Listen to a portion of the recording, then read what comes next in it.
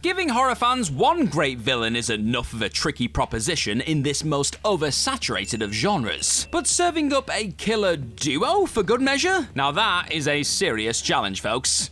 But as ever, creative and clever horror filmmakers can always find a way to just somehow do it. Just like they did right here. And so, as a sequel to our prior video on the very subject, I am Gareth, this is What Culture Horror, and here are 10 more horror movies that had two incredible villains. Number 10, Pearl and Howard, X. Huge credit to Ti West for coming up with two of the most unexpected horror movie villains in recent memory. A pair of horny old people. In X, the cast and crew of a porn film are preyed upon by a psychopathic elderly woman called Pearl, that being Mia Goth under a metric ton of makeup, and her deranged husband, Howard. Pearl is obsessed with the young, virile members of the porn shoot, seemingly due to her own unsatisfied sexual desires as a result of Howard's heart condition. And when they rebuff her advances, she starts picking them off with Howard's help. Pearl and Howard are nothing if not a unique pair of slasher movie villains. Unnerving, brutal, and at times darkly funny. And to top it all off, they're both given extremely memorable deaths, with Pearl having her head crushed by a car driven by Maxine, while Howard has a fatal heart attack. Number 9, Debbie Salt and Mickey Altieri, Scream 2. Everybody praises the original Scream's two killers to the high heavens, but let's show some love to the sequels to Ghostfaces, who were quite terrific in their own right. We're talking of course about reporter Debbie Salt, aka Nancy Loomis, and Mickey Altieri, who are not as iconic as the first film's Billy Loomis and Stu Macker, nevertheless operate in a laudably different wheelhouse. First off, there's the fact that Nancy has been hidden in plain sight the entire time. Whoever could have predicted that Roseanne's Jackie Harris would be the killer? I didn't. But Laurie Metcalf's bug-eyed post-reveal performance is absolutely terrifying. She wants good old-fashioned revenge for her son Billy's death. Similarly, Mickey doesn't have a convoluted reason for killing. He's just a crazy dude who planned to blame movie violence for his killing spree, and was effectively used as a pawn by Nancy. If Billy and Stu set the chaotic bar really high, Nancy and Mickey are not too far off, folks. Number 8, Dr. Frank-N-Furter and Riff Raff, the Rocky Horror Picture Show. Though there's been plenty of spirited debate over the years over who the real villain is in the Rocky Horror Picture Show, I think we can all agree it's Dr. Frank-N-Furter, right? A seductive alien murderer and abuser ought to do it. For as charming as Tim Curry's performance definitely is, and as catchy as all the damn songs are, Frank-N-Furter is plenty monstrous in his own right. Yet he's not the only baddie in sight. It'd be impossible to ignore his hunchbacked butler Riff Raff, who, while an undeniable accomplice to Frank's actions, is also decidedly more sympathetic due to very clearly being fed up of Frank's, well, everything. Though this could also extend to Riff Raff's sister, Magenta, it is Riff Raff who genuinely graduates to great villain status when he murders Frank in cold blood at the end.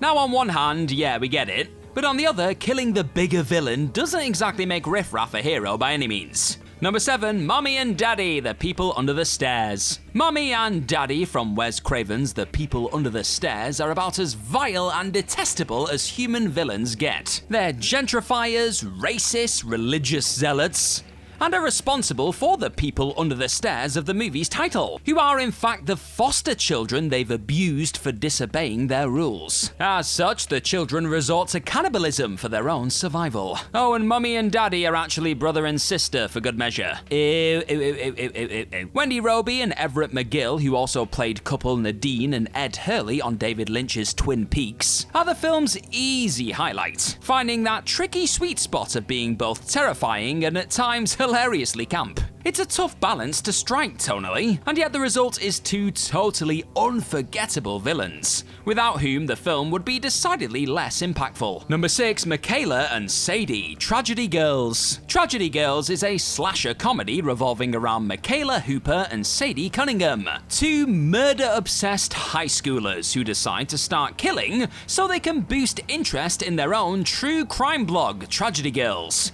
As you do.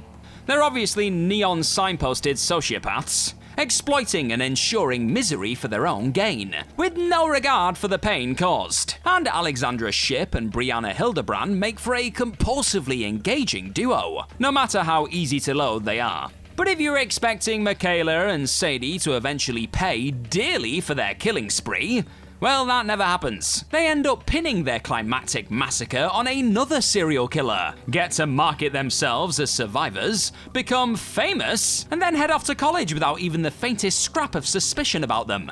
Number 5, the Xenomorph and Yautja, Alien vs. Predator. Look, nothing says that this list needs to be comprised entirely of good movies. Only that said movies must feature 2 great villains. And that's most certainly true of Paul W.S. Anderson's Alien vs. Predator. Sure, the script is all over the place and the sanitized PG-13 rating was a crushing disappointment, but there is no denying that the movie perks up anytime one or both of the titular creatures appear on screen. The sheer giddy thrill of seeing the Xenomorph and Yautja throw down, and the emphasis on practical effects throughout, ensure that there's still some campy fist-pumping fun to be had here, even if AVP is, like any Anderson movie, rife with flaws. On a narrative level, it might be schlock, but it gets the most important thing right, making the Alien and Predator look as fierce and terrifying as they do in their vastly superior standalone movies. And unlike its decidedly goriest sequel, Alien vs. Predator Requiem, at least you can see what the hell's going on here and actually savor the monster fights, because that's what we came to see. Number 4, Chris and Tina, Sightseers. Ben Wheatley's cult comedy horror Sightseers does the rare thing of centering around 2 villain protagonists. A couple, Chris and Tina, who start murdering anyone who pisses them off while on a caravan holiday. It begins with Chris carrying out the killings,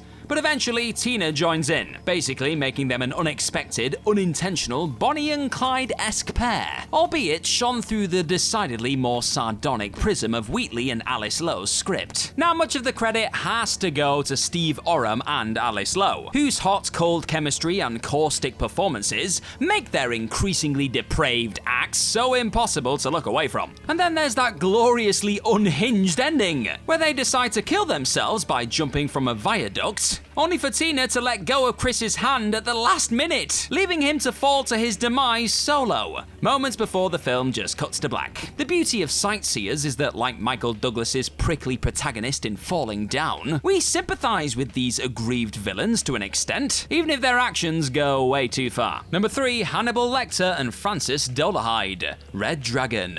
It's something of a tradition for the Hannibal Lecter movies to give us at least a couple of horrifying, unforgettable villains for good measure. And Red Dragon, a prequel to The Silence of the Lambs, does not disappoint in that regard. Even though Lecter has a far more subdued role in Red Dragon, his screen time is actually considerably greater than that in The Silence of the Lambs. And of course, Hopkins reprises the part with all the sinewy gusto that you'd expect. The film's main antagonist, however, is a serial killer named the Tooth Fairy, whose real identity is Francis Dolarhyde. And though Dolarhyde isn't as iconic as Lecter or, say, Buffalo Bill, Ralph Fiennes brings his own uniquely discomforting quality to the part, while the nature of Dolarhyde's own traumatic past brings welcome shade and dimension to his characterization too. Number 2, Genesis and Belle, Knock Knock.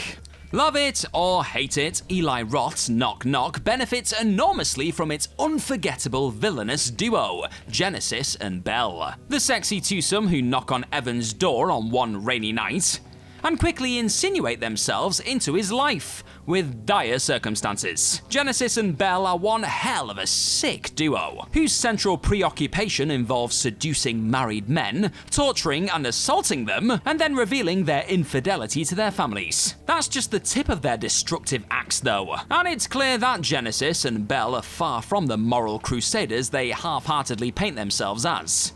They're straight up twisted, and seemingly get away to do it all over again to somebody else. Lorenza Izzo and Ana de Armas give star-making performances as the pair, enough that even if you find Roth's brand of lurid horror too obnoxious to sit through, it's tough not to be captivated by their daring, provocative work. And finally, just know that major spoilers are going to follow for Longlegs if you haven't seen it. You have been warned. Number 1, Longlegs and Ruth Harker Longlegs. The marketing for Longlegs quite ingeniously focused on the mystery surrounding Nicolas Cage's terrifying titular serial killer, with Cage's skin-crawlingly unsettling performance making the most of his scant screen time throughout Osgood Perkins' moody horror thriller. And while audiences were led to believe that Longlegs would be the film's only antagonist, in a surprise twist, he actually kills himself ahead of the third act, prior to the genuine shock revelation that FBI agent Lee's mother, Ruth, has been his accomplice for decades in exchange for him sparing Lee. This twist could have certainly come off as contrived, yet Alicia Witt's unsettling turn as a mother desperate to protect her child at any cost makes it intensely, uncommonly effective.